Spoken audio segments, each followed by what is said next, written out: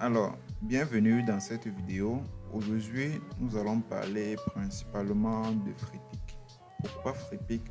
Freepik, pour ma part, c'est plus qu'un site web. C'est un moteur de recherche assez complet qui ne cesse d'être mis à jour. Donc, avec Freepik, il n'est pas seulement possible de télécharger des images, mais il est également possible avec Freepik de pouvoir télécharger des fichiers Photoshop, de pouvoir télécharger des fichiers Illustrator, de pouvoir télécharger également des fichiers EPS. Avec Freepik, à présent, il est possible de pouvoir générer ses propres images. Donc, je veux avoir une image propre à moi, propre à mon entreprise. Donc, qu'est-ce que je fais? Avec Freepik, il est possible de pouvoir générer ses propres images, soit à l'aide d'un prompt ou alors soit à l'aide d'un filtrage assez précis. Avec Freepik également, il est possible de faire la recherche à partir d'une image. C'est une fonctionnalité que j'aime beaucoup et que j'apprécie énormément parce qu'avec cette fonctionnalité, c'est devenu possible de pouvoir voir une image n'importe où et ainsi de pouvoir prendre cette image et de faire la recherche dans Freepik. Même si Freepik n'a pas cette image-là, tu peux demander qu'il utilise l'intelligence artificielle afin de te générer une image similaire à cela. Alors, si vous ne connaissez pas comment travailler dessus, ou alors si vous avez des petites notions, je pense que la vidéo va vous aider à pouvoir découvrir encore plus d'avantages ce que vous ignorez concernant l'environnement de Freepik. Alors, vous irez dans votre moteur de recherche Google, Google Chrome, c'est l'idéal pour moi. Et dans la barre de recherche, vous allez taper tout simplement Freepik. Donc chez moi, c'est déjà là, puisque j'ai l'habitude de l'utiliser très fréquemment. Donc vous irez dans Freepik. Et voilà comment ça va s'afficher sur votre PC. Donc, qu'est-ce que nous voulons? Dans cette vidéo, nous allons parler principalement d'images générées, du filtre et également de la recherche par image. Donc, déjà, on va prendre un domaine assez banal. On va peut-être demander à Freepik de nous donner une image. On veut une image dans le domaine du design graphique. Ou alors, vu que la Saint-Valentin approche, on peut lui demander de nous donner des images de Saint-Valentin. Donc, on va taper là, background,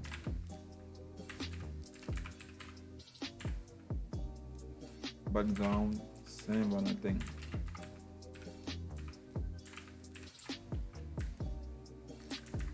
Et vous allez valider. Donc,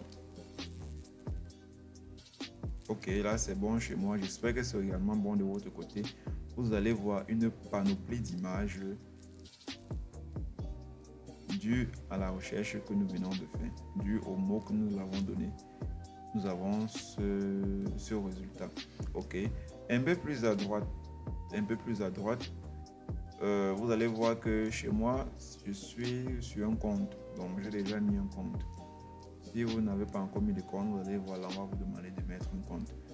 Un peu plus à gauche, vous allez voir un onglet qui est appelé filtre. Dans l'onglet qui est appelé filtre, tu demandes ici à Freepik le type de recherche que tu veux faire. On est là bien, nous sommes bien dans Saint-Valentin, mais forcément tu aimerais avoir un rendu assez précis. Donc, qu'est-ce que tu veux par exemple dans les images que Freepik me propose, soit les images gratuites. Donc, je clique dans gratuit et vous allez voir que le reste des images qui s'affichera n'auront pas l'icône de premium dans la petite couronne dorée. Je veux également que le contenu qu'il me propose est un contenu généré par l'IA. Donc, vous allez voir juste en dessous. Je clique sur tout et vous remarquerez que le résultat est un peu plus différent. Par exemple, j'aime bien celui-ci. J'aime bien ce rendu.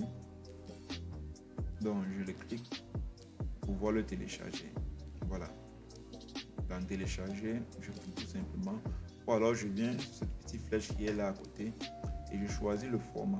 Petit, moyen, grand, original. Chez moi, j'aime être en original afin d'avoir un meilleur rendu. Donc, là, c'est OK.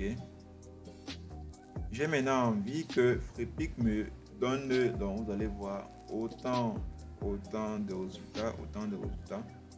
Voilà, donc Essayez de votre côté, mettez n'importe quel mot, vous allez retrouver un rendu vraiment magnifique. Donc en plus de cela, je veux qu'il me donne ce résultat-ci dans un format PSD. Pour ceux qui ne savent pas, le format PSD est le format qui signifie fichier Photoshop. Donc je vais cliquer dans PSD. Bon, là il me dit qu'il n'a aucun rendu. Bon, c'est pas grave. Qu'est-ce qu'on va faire ensuite? On va retirer background et on va taper flyers pour voir un peu le résultat qu'il va nous donner. Donc là, ça devient assez intéressant parce que là, maintenant, on a ce qu'on appelle des templates que je peux télécharger et que je peux utiliser comme bon me semble. Ce qui est bien avec le contenu généré par l'IA, c'est que ce sont des images qui sont à 100% générées. Ce qui veut dire que c'est difficile de penser qu'il y a une personne qui a déjà eu à travailler dessus. J'aime par exemple celui-ci, donc je vais essayer de le télécharger. Voilà. Non, je clique, je patiente quelques secondes. Ok, voilà, c'est magnifique. Au niveau de la flèche, je ne viens pas en télécharger, mais je viens plutôt au niveau de la flèche. Dans la flèche, donc, j'ai le choix entre JPG, qui est l'extension d'une image, ou alors PSD, qui est tout simplement l'extension d'un fichier Photoshop. Donc, je clique dans PSD et voilà que le téléchargement est lancé. Vous allez remarquer que l'image qui va s'afficher chez vous, vous pourrez l'exporter dans Photoshop, le modifier, travailler comme bon vous semble. Je pense que vous avez des bases dans Photoshop.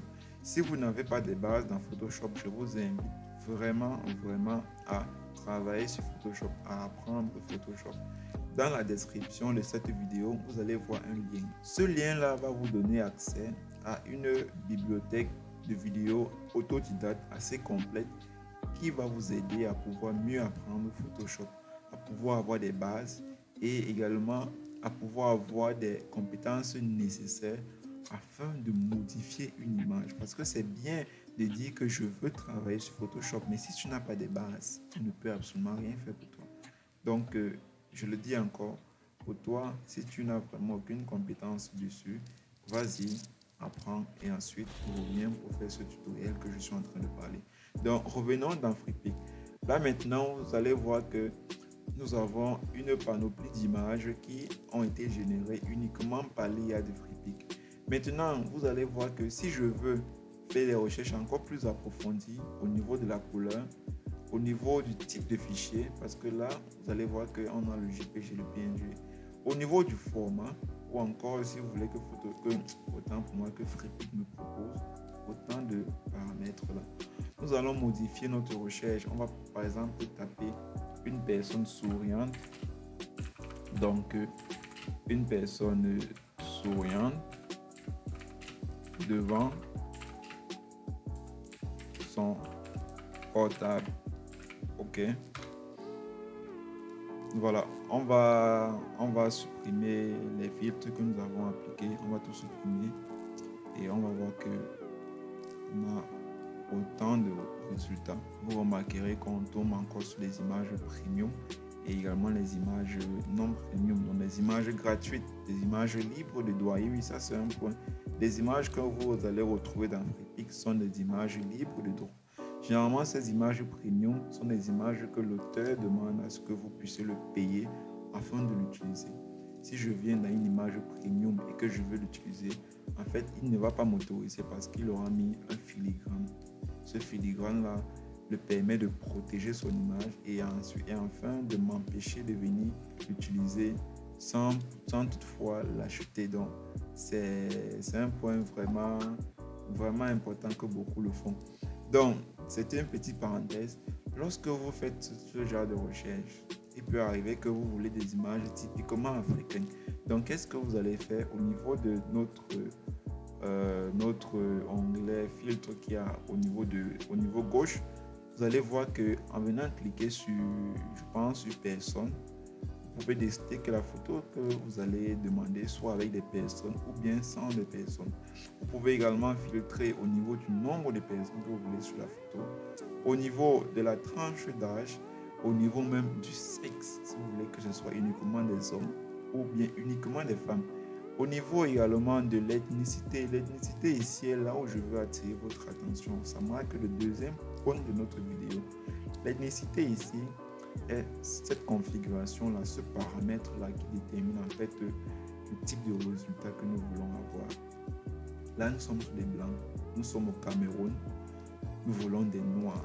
Donc, en allant sur le filtre noir, vous remarquerez que les images qui vont se présenter là seront des images uniquement des personnes noires, d'accord? Uniquement des personnes noires. Vous allez descendre au niveau de la page suivante, vous allez remarquer autant pour moi que ce sont des personnes de teint noir. Donc, je ne sais pas si vous avez des questions, mettez ces questions-là dans les commentaires et je vais répondre une à une. Le troisième point dont je veux partager avec vous au cours de cette vidéo est en fait la façon à laquelle on peut faire pour faire une recherche à partir d'une image prédéfinie. Donc, au niveau droit de notre fenêtre, vous allez remarquer là un onglet qui s'appelle recherche par image. Recherche par image ici nous permet de déterminer en fait le type d'image et également le type de paramètres qu'on veut ressortir à la sortie de notre recherche. Moi, je veux par exemple glisser et déposer une image. Donc, je viens là pour sélectionner un fichier. Je vais prendre quelle image? Disons que je vais prendre quelle image là? Je vais prendre quelle image? Bon, c'est vrai que je ne suis pas dans ma bibliothèque d'images. Donc, je vais prendre une image au hasard. Je vais prendre celle-ci. De personne non. Je vais prendre celle-ci où nous avons des voitures qui ont été filmées sur le côté. J'ouvre l'image. L'image était importée. Ensuite, je viens faire la recherche des images similaires. Je vous assure que lorsque vous faites ce genre de recherche, vous montrez en fait que vous voulez exploiter tout le potentiel de Freepik. Freepik ne va pas seulement vous permettre de faire des recherches assez basiques en tapant sur un nom. Vous pouvez avoir des difficultés pour trouver le nom de l'image que vous voulez. Mais avec des fonctionnalités comme celle que je viens de vous montrer, vous pouvez voir une image là sur le net et du coup, vous ne savez pas quel nom attribuer à cette image-là. Du coup, vous téléchargez l'image et en allant dans Freepik, vous pouvez donc faire la recherche à partir de cette image-là. C'est une astuce que j'utilise beaucoup, énormément même dans la plupart de mes visuels. Vous allez remarquer que mes visuels sont un peu particuliers pour la simple raison que j'utilise ces astuces que je viens de vous montrer dans cette vidéo. Il existe tellement, vous allez voir que là, nous avons pris seulement photo. Si nous venons par exemple dans icône, bon, on patiente pour voir ce qui va s'afficher. Très bien. Si nous venons par exemple dans icône, vous allez retrouver autant d'icônes qui renvoient à notre image dont on a fait la recherche. Vous allez remarquer également que si je viens au niveau de... Bon, là j'ai supprimé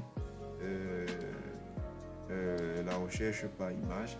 Si je viens au niveau de, je vais dire ça comment, d'illustration, oui, d'illustration, vous allez remarquer que j'ai des illustrations assez personnalisées. Bon, si je veux la personnaliser, je viens sur générer par l'IA. Là, j'ai un rendu personnalisé. C'est vrai que ce sont les images premium. Je viens un peu dans la nature pour voir ce qui va s'afficher. Oh là là, il n'y a aucune image gratuite. Mais c'est pas grave.